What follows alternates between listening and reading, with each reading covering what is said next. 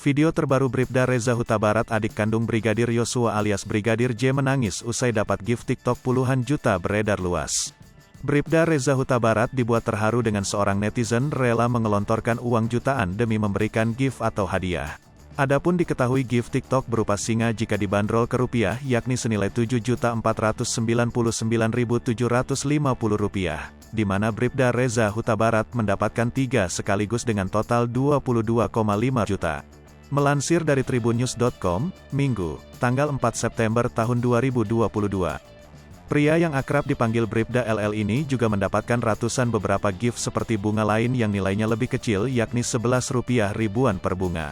Terlihat dalam rekaman yang beredar di sosial media. Saat menerima gift pertama, tampak Reza sampai tak bisa bilang apa-apa, sampai menutupi wajahnya dengan menggunakan jaket dan menyisakan mata, lalu sekitar 15 detik menunduk menghindari layar kemudian sebelum tangisnya pecah saat di depan kamera. Terlihat ia pun mengusap air mata. Setelah kembali Reza tampak terus terisak. Sejumlah warganet juga membanjiri dan memberikan komentar. Warganet juga mengapresiasi Septi yang memberikan gift ke Reza Huta Barat.